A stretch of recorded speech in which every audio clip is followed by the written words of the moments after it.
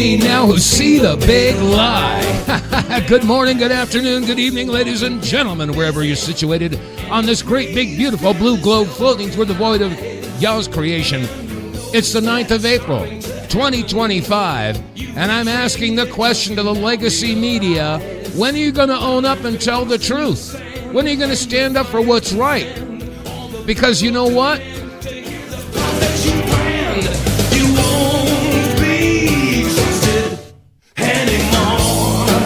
Yes, as usual, we're broadcasting for the most confused, dumbed down, manipulated, and brainwashed nation on the face of the planet with the news and information and the audio receipts they hope and pray you never hear. I'm vonKleist. Welcome to the WTF Reports. Yeah, as if we don't have enough reason to go, WTF! Well, I'm here with the facts. WTF. Like I said, the audio receipts and documentation are all right here, and I make it a regular exercise to think outside of the cage. Now, some people say outside the box, but boxes are usually made out of cardboard or flimsy wood, and it's not too hard to break out of a box. A cage, on the other hand, is a whole different story. Anyway, yeah, the cage has been set up by the legacy media for decades and decades, and they have been progressively dumbing down the American population relentlessly ever since the Department of Education came into existence. Yes, I'm sorry, there are a lot of folks out there that are freaking out because of the education. You know, you can't cut the Department of Education. All those kids are going to suffer. And my gosh, the kids are already suffering. We're looking at at least one, probably two, and maybe three generations of graduates from high school, and they can't read. I mean, here's a news an interview. A high school graduate from the state of Connecticut graduated with honors and is completely illiterate. Listen to this newscast. Here it is. 19-year-old began her freshman year at the University of Connecticut in Hartford this fall. She's excited to study public policy, the culmination of hard work after moving north from Puerto Rico as a child. Do you remember when you first came to Connecticut? Yes, I remember I was very nervous, but I know it was going to be better opportunities for me to learn. But Alicia says those opportunities never came to fruition. Even today, could you read this, or would it take you a long time? It's impossible. I just see his words everywhere. Alicia graduated from the Hartford public school system last year, but she says today she is illiterate. She still doesn't know how to read or write. When she was in early education, they would just either tell me to stay in a corner and sleep, or just draw pictures, flowers for them. And when she was in high school, she relied on speech-to-text programs and other apps to read and write essays. So, if you had an assignment where you had to write something, you'd open up a document like this and then do what? I would go here to use the text-to-speech. It says dictate. Dictate, yep. I love pizza. This is how you would do your assignments. And then... Cats of the World VA case. I don't even know how to respond to that. When you graduated high school, you're 17, 18, 19 years old, and you are illiterate. And you graduated with honors. No. There's no student left behind. There's no kid left behind. It's nonsense. This is complete nonsense. If you can't even... She's not even eligible to work at a gas station. Graduated high school with honors. Unbelievable. Unflipping believable. If that's not a reason to say WTF, what's happening to our kids? Remember when Hillary said children are our most precious resource? Well, I'm not quite sure how to take that, considering all the trafficking that's been going on. And yes, indeed, the frazzle drips and the satanic stuff that's going on. But, you know, the thing is that if they've dumbed down the students to the point where they can't protect themselves, they don't know what's going on. And, you know, and like I said, the Department of Education doesn't seem to care about the quality of education that the kids get. However, there is something that they are concerned about. Here's a teacher, a very short statement. It's self-explanatory. Here's what she said. Hey. Hi. In honor of Trans Visibility Day, I just wanted to give you or encourage you to teach your kids that they have the power to change their gender assignment if ever they feel that's what they want to do. That's their priority. This is why the DEI issue has become such a prevalent issue in the minds of many Americans now. Because DEI, diversity, equity, inclusion, is the exact opposite of what it's supposed to be. It is racist. It is sexist. And it's being sold to the American people, and to, unfortunately, the gullible left swallows it all. And they say, oh, yes, this is the way it's supposed to be. This is what we've done to our youth. No wonder this country is having such a problem. And it's no wonder why people are trying to figure out why things are so screwed up in this country. It's because we have a couple of generations that they're not capable of critical thought anymore. And they were taught to think that way. And meanwhile, they can't recognize the hypocrisy when it stares them in their face. And when I say hypocrisy, I'm talking about just about any topic that you want to throw on the table that's in the news today. We're seeing hypocrisy to the left, mostly on the left, and we're seeing it on the right as well. But let me see, where do I go with this? The fact that we see the hypocrisy. Okay, for instance, this whole thing about the tariffs. Catherine Levitt had a press conference just recently, and of course the subject was the tariffs. Of course, the Democrats are screaming at Trump, and everybody's saying, you're going to destroy the world economy. This is crazy. What you're doing is insanity. Well, guess what? 29 years ago, Nancy Pelosi was on the House floor saying basically the same thing. Here's Carolyn Levitt. Again, she gave a press conference in regard to these tariffs, and she played this video clip. And don't forget, the internet is forever.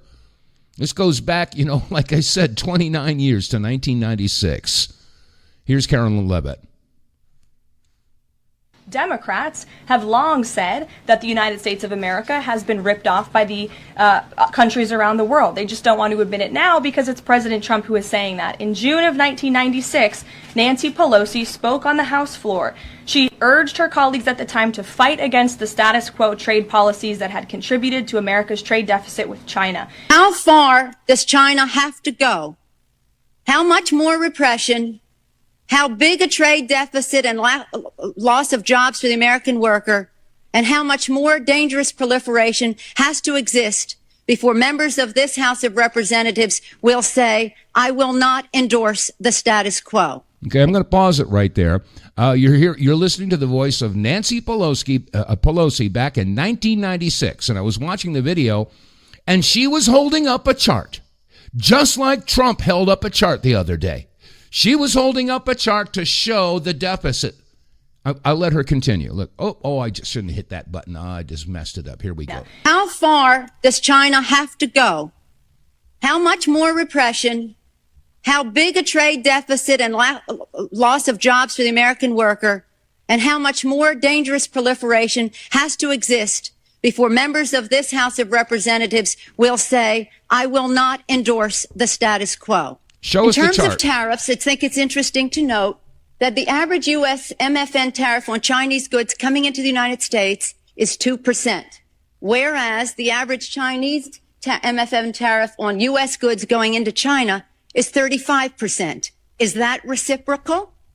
On exports, China only allows certain industries into China, of U.S. Industries into China, and therefore only 2% of U.S. exports are allowed into China.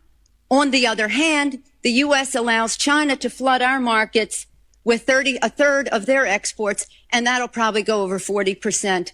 And it's limitless because we have not placed any restriction. Again, that was Nancy Pelosi 29 years ago, saying the same doggone thing that Trump is saying. And yet the Democrats are losing their cookies because Orange Man bad. That's the only reason. And Pelosi wasn't the only one. No. Chucky Schumer. Let's hear what Chuck had to say. And this goes back, I'm not quite sure the year of this, but I think it goes back another 20, 25 years. Let's listen to what Chuck Schumer had to say. It says to the Chinese, enough already. It says to the Chinese that their unfair trade policies have got to end. It says to the Chinese, this is a shot across your bow. Reform, because if you don't, there are going to be dramatic consequences throughout the world, in our country, and in your country as well. The bottom line is very simple, Mr. President. The Chinese have enjoyed a huge trade surplus with the United States, as this chart shows. Another Every year, chart. It gets larger and larger and larger. Admittedly, some of that trade surplus is due to the rules of free trade. But much of that trade surplus is because the Chinese don't play fair. They don't let our goods into their country. I can tell you company after company in New York who cannot sell goods in China or can only sell the goods under certain conditions that make it impossible for them to sell them. The Chinese make no effort to prevent the ripping off of our intellectual property. These are our crown jewels, the thinking, the great creativity, the great entrepreneurialness of the American business community is just taken, and they shrug their shoulders. I'm going to pause it right there because you know what? I could take a transcript of what Chuck Schumer's saying right now, and I could put it in the face of some liberals, and I'd say, hey, why don't you read this? Who said it? And, of course, they would say, oh, that's Donald Trump all day long. Well, no, it's not. I'm telling you, I've said it before, the stench of their hypocrisy curls my nose hairs. And worst of all, the Chinese, despite the fact that they have tremendous advantages by the rules of free trade, pile on and add unfair rules that violate free trade. And at the top of that list is the fact that the Chinese peg their currency abnormally low so that their exports get a 27% advantage here in the United States. Our imports get a 27% disadvantage when sold in China. There you go. So again, I ask the question, how much hypocrisy are we willing to deal with? I mean, it's just nuts. Just nuts. And there's several other topics I want to get. Oh, one of the things, we'll get back to that in a minute.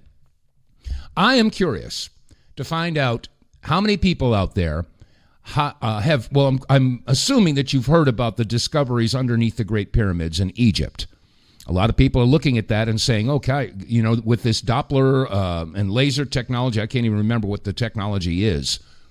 But if you haven't heard about this, it's all over the news. They had a press conference about 2 weeks ago in Italy describing what they have found underneath these pyramids. And it goes a huge structure beneath the pyramids that goes down approximately 690 meters. That's enormous. That's huge. And they're saying that this could be some sort of a lost technology. And if this is real, and it goes back not just tens of thousands of years, but possibly hundreds of thousands of years, this is some pretty crazy stuff. Now, I'm following this because, you know, I mean, I'm sure a lot of people out there realize that our history is so far away from from reality. And we're learning more and more and more that that this planet that we live on, this world that we're a part of, is not what we've been told it is. And have you noticed, by the way, I know it sounds somewhat unrelated, but I don't think it is. What happened to all those sightings of orbs and UFOs or UAPs? Remember that a few months ago? They were flying all over the East Coast and over, you know, non-fly areas, over New Jersey and Washington, D.C., New York, New England. We don't hear about those anymore. I wonder if that's connected. I don't know. Anyway, if you'd like to belly up to the telephone bar, I invite you to give us a call. 215-867-8255. That's 215-TOP-TALK. 215-867-8255. The phone lines are open if you want to join the conversation. Anyway, getting back to this issue about dumbing down the people, maybe it has something to do with what's in our food. Give this a listen here. Scientists knew that there were certain things, chemicals, that they could put in food and water and medication to dumb down the brain, damage the body, make the person weaker so that they could be more controllable. Things like fluoride, chlorine in the water, mercury and aluminum in your food. All these things, when you ingest them, basically create heavy metal toxins in your body. And after a while, you become like a walking antenna. You become almost metallic. You pick up the ELF and microwave signals and scalar waves that are transmitted from satellites and cell phone towers, etc., so that you're constantly available for programming 24/7. Nazi scientists knew. Isn't that interesting? Isn't that? And I was screaming about this many, many years ago with NutraSweet. Remember NutraSweet? Yeah, they were pushing NutraSweet, and I called the stuff that was flavored with NutraSweet sugar-free stupid juice, because the stuff kills brain cells, just like fluoride. So let's see. We have stuff in our water. We've got stuff in our food. We're being sprayed with aluminum and barium and all kinds of stuff. And then you've got an education system that's pumping out absolute brain-dead people, kids. I mean, is this deliberate? I think the answer is obvious. Remember George Carlin? Remember he said that, it doesn't fit their agenda to have a well-educated population that's capable of critical thought. They don't want people to be able to think. They just want them to be educated just enough to operate the machines and push the paperwork. That suits their agenda. They don't want people that can think. And, you couple that with the, like I said, with the chemicals in our food, the stuff that we're being sprayed with the chemtrails, and the fact that we got a Department of Education that's been very, very successful in turning out people who are basically illiterate, as you just heard. So who benefits from that? I think the answer is obvious. So anyway, I know I'm on a bit of a rant, but how can you not be on a rant these days? My gosh. Let's see. Getting into I was just talking about the education, and I played that little audio clip of the teacher that was saying that, one of the things we want the children to understand is that they can choose their gender assignment. They're more concerned about that. Well, what's the long term? Well, guess what? I'm sure you've been hearing about all these different transgender athletes that are out there. And it's funny, how come you don't have women that transition into men to join men's sports?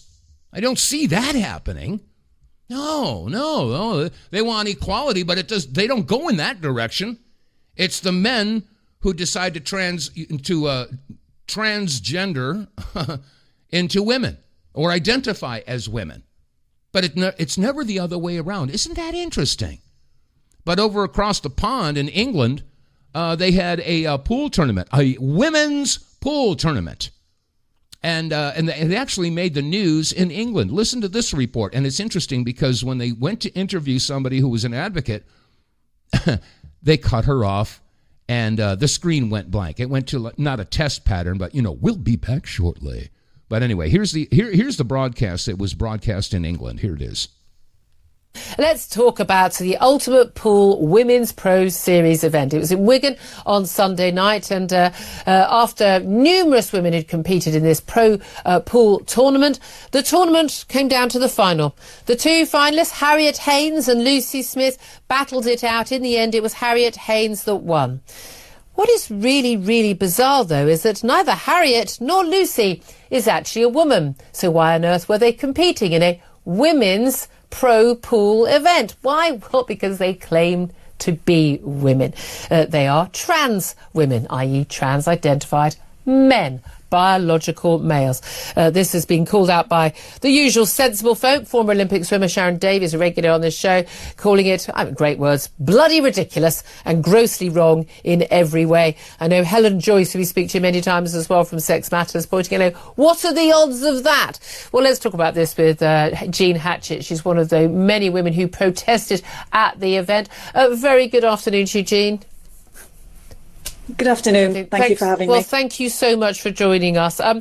This just happens all the time, whether it's swimming or boxing or football, cricket, whatever. We're constantly being told, I don't know why women have got such a fuss about this. We should be inclusive. There are very, very few trans women who want to get involved in sport. I don't know what the big deal is. And yet again and again and again, we see trans-identified men, let's call them what they are, winning these tournaments, whatever it is, whether it's, boxing, an Olympic medal, whether it's swimming in women's college swimming in America, whatever it is, more and more men are winning these awards. Talk us through what your protest was about yesterday. Yeah, let's hear it. It was organised by Women's Rights Network, actually. I went along just to support Lynn Pinchers, who is the pool player who initially refused to play Harriet Haynes and walked off. Oh, screen went dead. Isn't that interesting? Why do you suppose that is? They just don't want that side of the story to be expressed. As a matter of fact, the not too long ago, Riley Gaines was talking with Pierce Morgan, and you got to hear this. This is beyond belief. Listen to this one. Absurd from top to bottom, saying there should be a gender-neutral Olympics. I know. Are you serious? Madness. Do you also believe, Blossom, that we should combine the Paralympics and the Olympics? I would love to hear an answer to that. Okay, I'll ask her. Bring back Blossom. Blossom, should we combine the Paralympics with the regular Olympics? Have them all compete with each other? I mean, why not? And to go back to Riley's point to that last point. Okay, you are completely insane. Oh my God! I mean, this is the insanity. I got to take a break. We'll be right back. Get More Tank will save you money every month on gas. Get More Tank is a tablet with active ingredients that adds big mileage to every tank. Made in America, the Get More Tank formula is used by trucking companies and heavy industry. Now the Get More Tank formula is available to you. Get More Tank works in any gas or diesel engine, cleans your engine, lowers emissions, and you'll feel improved engine performance every time you step on the gas. Get More Tank works for cars, trucks, boats, motorcycles, four-wheelers, mowers, and blowers. Hey, if you got an engine, then Get More Tank. Contractors, electricians, plumbers, painters, and lawn service companies, Get More Tank will save you money and extend the life of your engines. If you're an owner-operator running your big rig around the town or across the country, Get More Tank will save you money too. If you're a farmer, all of your equipment can use Get More Tank. A 5-pack on sale at GetMoreTank.com for just $22.22 plus shipping. Use the promo code REDPILL101 and get 10% off. Save your money, save your engine, save the earth at GetMoreTank.com. Get More Tank is EPA registered, doesn't void warranties, results vary. And I humbly request that you visit our website, TheWTFReports.com. Click on the sponsors button. It'll take you right down where you can click on Get More Tank and save 10%. And yesterday I had Andy Stewart on as a guest, and he was explaining all the benefits of using Get More Tank. Yes, it'll make your engine run better. Yes, it'll increase your mileage. And yes, you can use it in a diesel engine as well. So if it runs any type on gasoline or diesel, no matter what it is, chainsaw, riding mower, whatever, you should try Get More Tank. It will make everything run smoother. Go to TheWTFReports.com and visit our sponsors page. And while you're there, check out the Wave Watch. I'm so pleased. I have a Wave Watch, and I've loaned it out to a friend of mine. And the issues that she was experiencing, well, one of them cleared up within 24 hours. Now, I'm not here to say that this is going to cure or treat anything. This is for your educational and entertainment facts only. But I highly recommend that you go to the website, TheWTFReports.com, and check out the Wave Watch. It's Tesla technology. Actually, it's Rife technology that was, of course, talked about by Nikolai Tesla. Everything is frequency. And Royal Raymond Rife was able to use frequencies to the benefit of humanity and mankind. Well, the FDA didn't like that too much. The FBI went in and closed him down, busted up his equipment, and stole his records. But that Rife technology is coming back. And that's why the Wave Watch is really cool. It's a Rife machine you wear on your wrist. So anyway, check out the Wave Watch.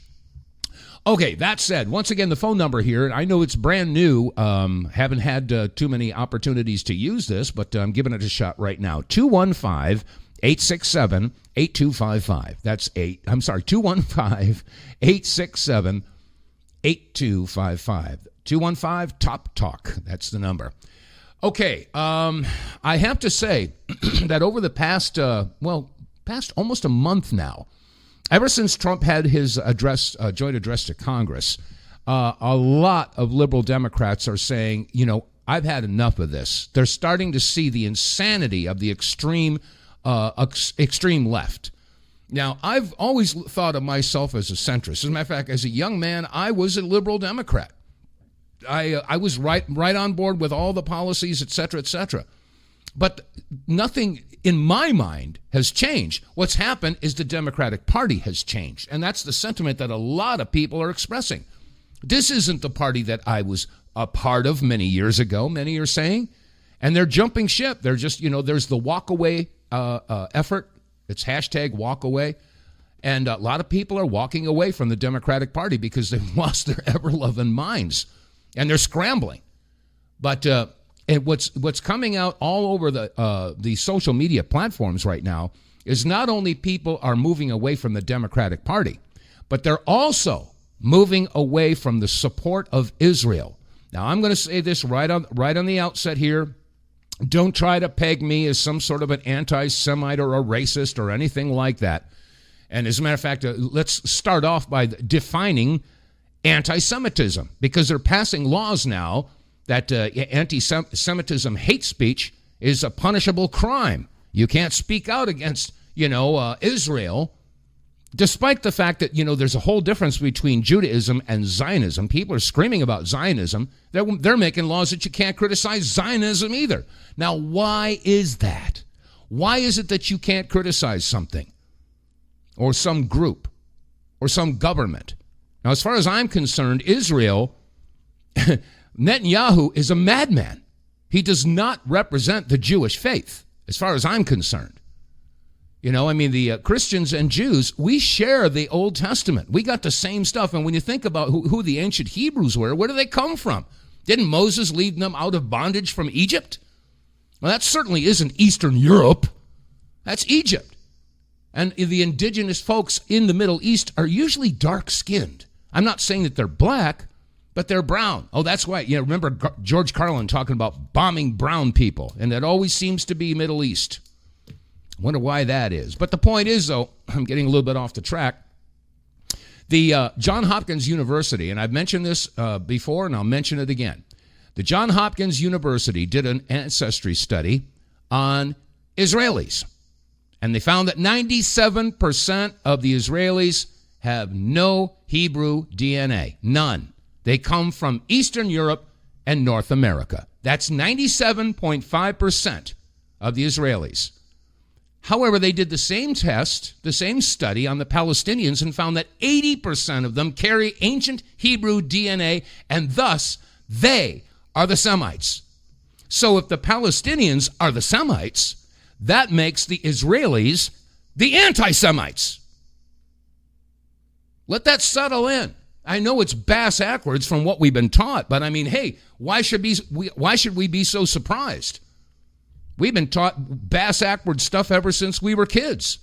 And it's really tough for a lot of people to all of a sudden realize that everything is upside down, because then you have to change your schema of the world. But the bottom line here is that the anti-Semites are the Israelis, according to their DNA. Excuse me. But I wanted to share that because, like I said, there are more and more people that are starting to wake up to the madness that's going on in Israel and the madness that's going on in our country for supporting Israel. Jeffrey Sachs, a lot of you folks are getting hip to Jeffrey Sachs. He's absolutely brilliant. And he was talking with Tucker Carlson about the Israelis. I'm going to share a couple clips of what Jeffrey Sachs had to say. And I'm inclined to agree with him. Here he is. Oh, wait a second. Why didn't that? Here we go. Bang. Israel has run American foreign policy in the Middle East for 30 years. That's how it works. We have an Israel lobby. We have this clean break strategy. We have a plan for 7 wars in 5 years. And what's interesting is they actually kind of carry out this madness. They don't explain any of it to the American people. They don't tell anybody, but you can watch step by step. We've had 6 of those 7 wars. The only one that hasn't happened is Iran. And if you watched every day now, the MSM, the mainstream media, is pushing for U.S. war with Iran. Netanyahu's pushing for war with Iran. They're really trying to get this started to make 7 out of 7. Yeah, 7 out of 7. They want 7 wars in 7 years. Well, they're a bit behind their schedule because retired General Wesley Clark was giving an interview some years ago. I guess this has got to be 15 or 20 years ago. But he was explaining about these 7 wars way back when. Under whose guidance? Give a listen. About 10 days after 9/11, I went through the Pentagon and I saw Secretary Rumsfeld and Deputy Secretary Wolfowitz. I went downstairs just to say hello to some of the people on the Joint Staff who used to work for me. And one of the generals called me and he said, "Sir, you got to come in. You got to come in and talk to me a second." I said, "Well, you're too busy." He said, "No."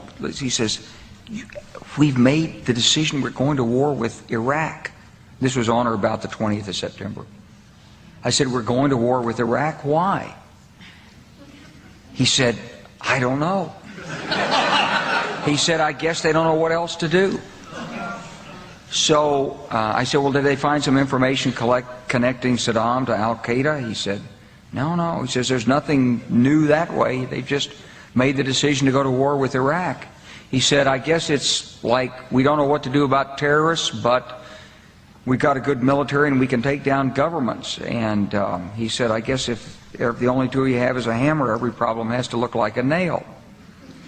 So I came back to see him a few weeks later, and by that time we were bombing in Afghanistan. I said, "Are we still going to war with Iraq?" And he said, "Oh, it's worse than that." He said, he reached over on his desk, he picked up a piece of paper, and he said, I just got this down from upstairs," meaning the Secretary of Defense's office today, and he said, "This is a memo that describes how we're going to take out 7 countries in 5 years, starting with Iraq and then Syria, Lebanon, Libya, Somalia, Sudan, and finishing off Iran." 7 wars and whoa. That's all right. This song is kind of appropriate. I wrote this right after I heard that. I turned on my TV so I could watch the nightly news. I want to know what's going on and hear the world views. The government officials said we have to get Saddam, but I ask you, Christian president, just who would Jesus bomb? They told us 20 years ago Saddam Hussein's our friend. Biological components the ATCC did send. Our CIA sent info for his chemicals to spray. Well, if you could talk to Jesus, just what do you think you'd say? You sing God Bless America, and you say that you love God. You say you want his blessing, but I think that's rather odd. The talking heads on TV say we have to get Saddam. Well, I ask you, Fox and CNN, just who would Jesus bomb?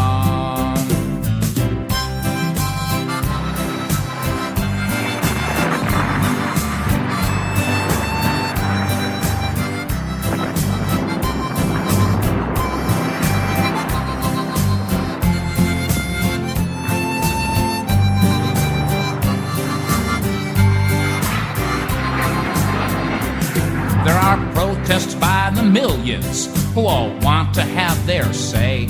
And you claim that we're seditious and might cart us all away.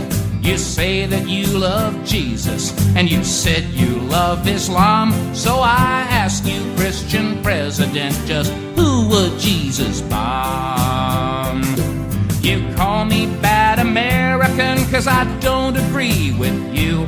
Well, I'm not one of those sheeple who does what they're told to do.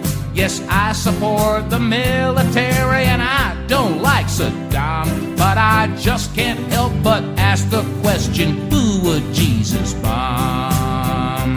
Will you show me in a Bible verse, a proverb, or a psalm? Well, I ask you, Christian president, just who would Jesus bomb? Sean Hannity, Wolf Blitzer, Bill O'Reilly, Paula Son. Hey, rather, Brokaw, Jennings, tell me, who would Jesus bomb? We don't want a war of conquest or another Vietnam. I ask you, Christian president, just who would Jesus bomb?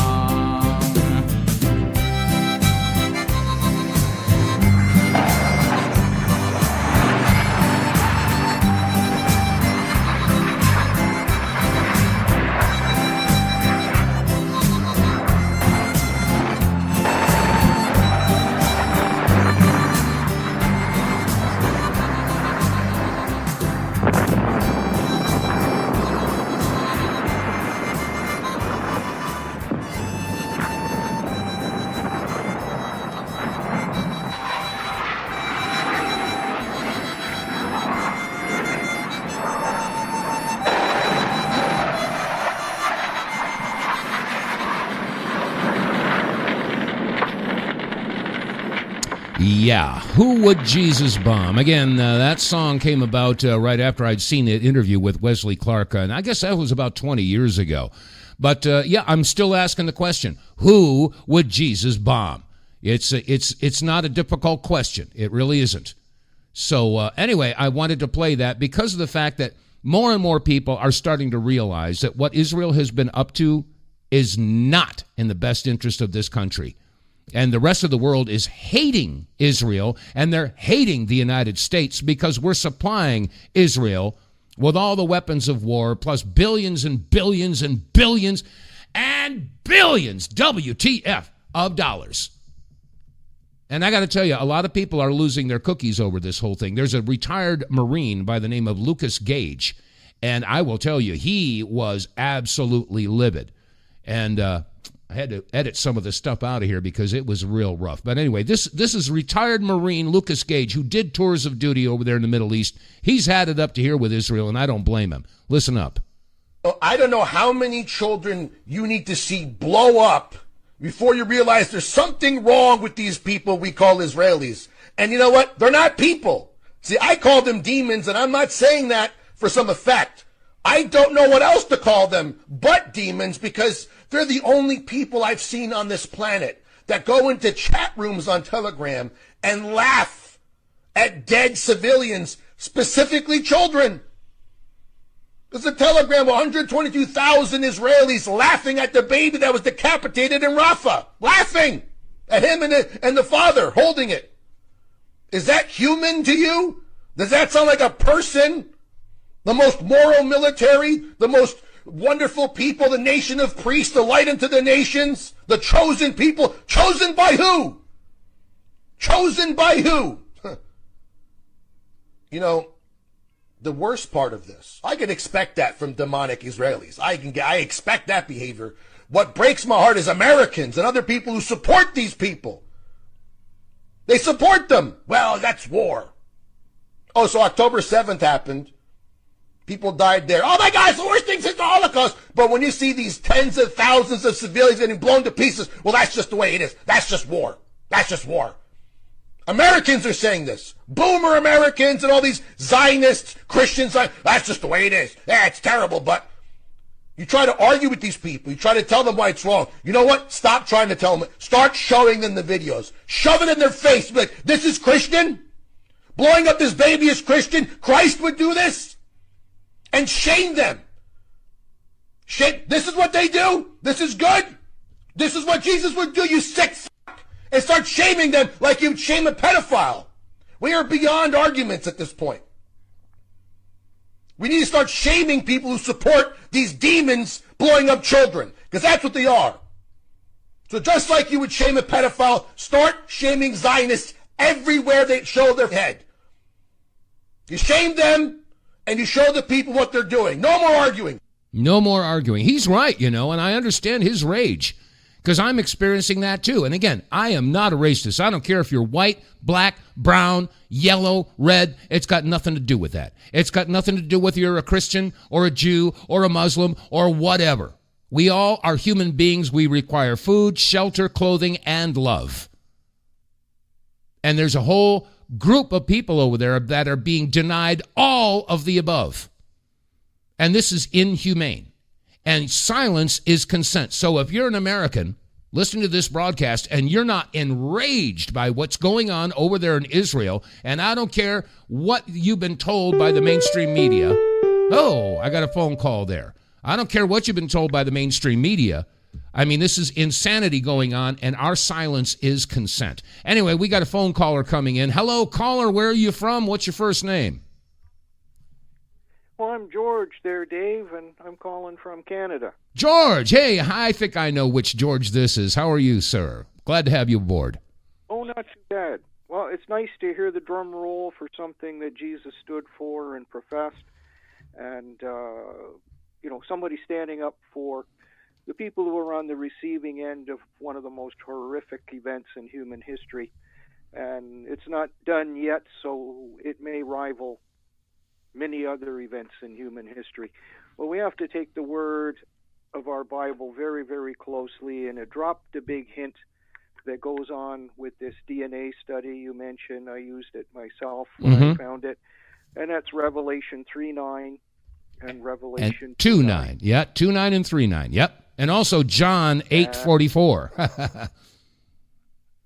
So, we had something, we have science matching Scripture. 100%. The Bible told us there's a certain group that aren't what they profess to be, and that in reality, in Scripture, it belongs to Satan. And then we see what are the fruits of what you do. Blowing people to smithereens is nowhere in any of the studies of Jesus in any way, shape, or form. In fact, he would stand in front of any weapons being deployed on people, regardless of anything. And that's the testimony of Jesus, who is not revered by that other group at all. Oh, no, they would. There's many, many accounts where he is festering in feces in the pit of hell, is their opinion. Yeah, that's the Talmudic. The Talmudic Jews. Yeah, the Talmud is a horrendous, horrendous book. Actually, it's a series of books. It's a whole different than the Torah.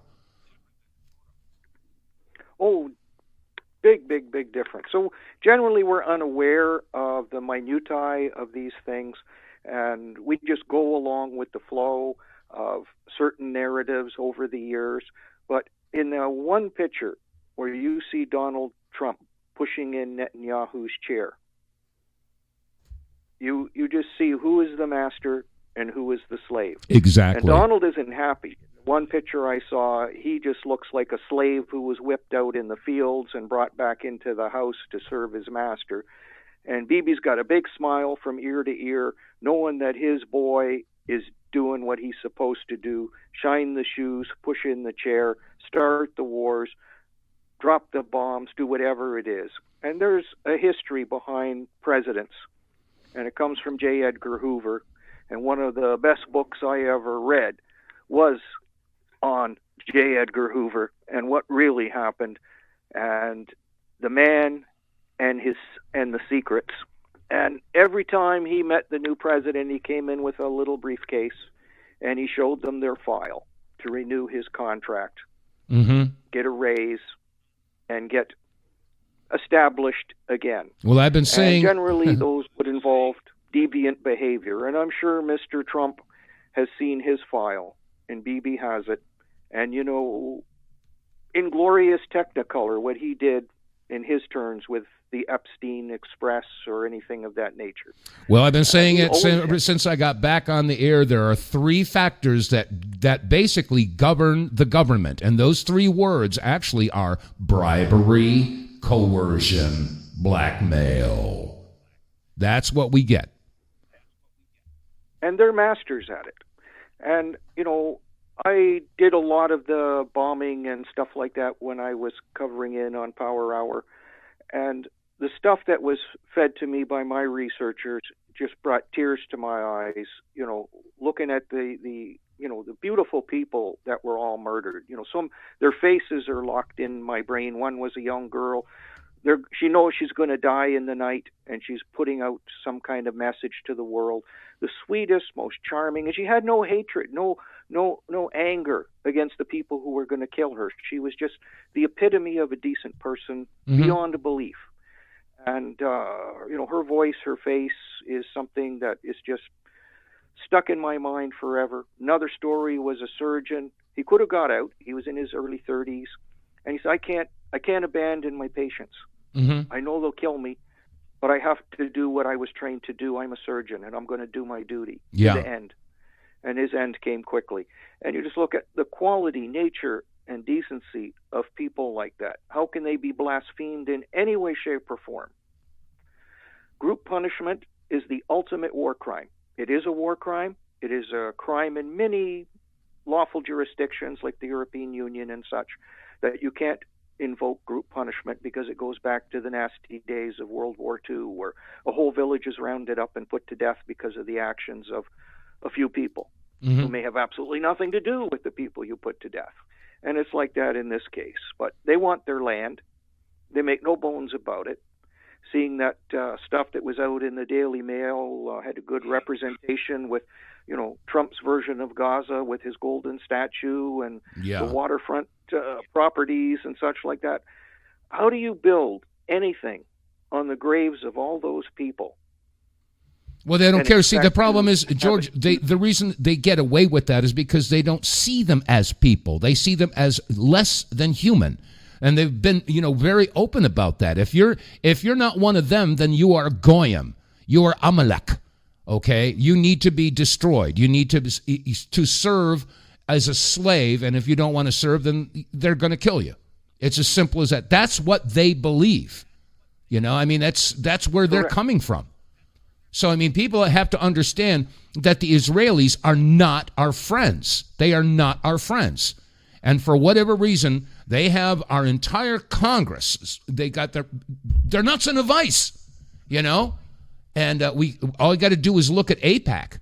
You know, look at how much money is being thrown. I have a couple other clips here with Jeffrey Sachs, and also a clip about a young woman who's she's been doing a lot of research into who these non-Jews really are.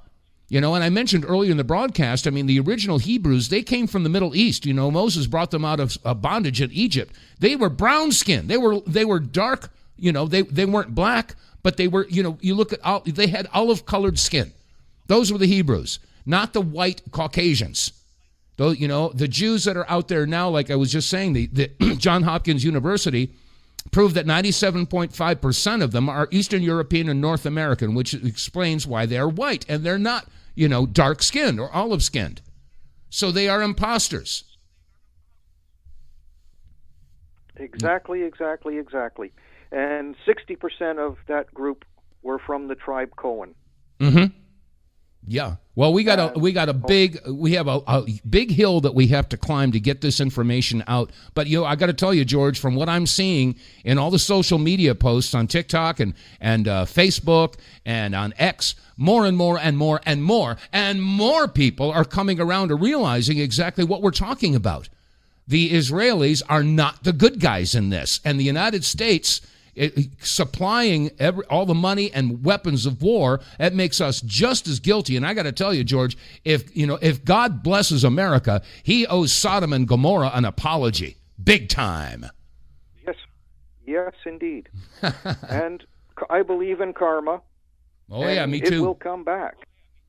Yes, it will. The true people of God are protected, and great punishment comes from wrath of them killing them. Mm-hmm. And if we are killing the truly Semitic people, we just stepped on a big landmine.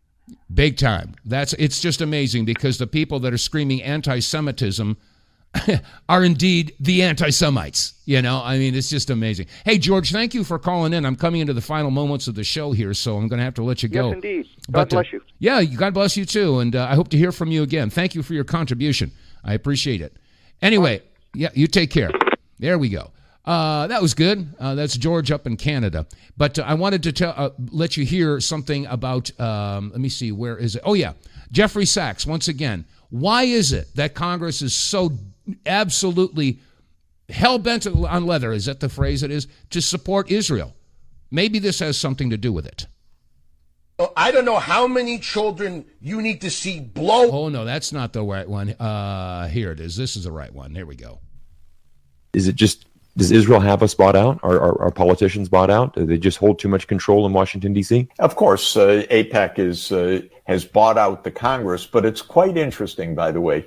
AIPAC spends maybe this year a few $100 million, and then it gets for Israel tens of billions of dollars, and then it causes the United States to go to war for trillions of dollars. In other words, one thing that I really don't like about our Congress is they sell themselves for nothing. In other words, they've sold American foreign policy for a pittance. AIPAC has the best deal in the world. They multiply their returns 100-fold, 1,000-fold. That's ridiculous. Okay, if AIPAC had to spend trillions of dollars to get trillions of dollars of U.S. spending, it wouldn't happen. Right. But they spend a small amount and they get the trillions. That's the game. It's remarkable. I just don't understand. These congressmen really set such a low price for selling American foreign policy. Well, you know, I can believe it. There's an old joke, and the joke goes as follows. This guy goes up to a beautiful woman, and he says, hey, would you go to bed with me for $1 million? And she says, what? And he says, yeah, I'm serious. I got it right here. He shows her a suitcase full of money.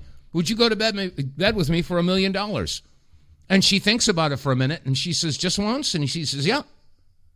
And she says, okay.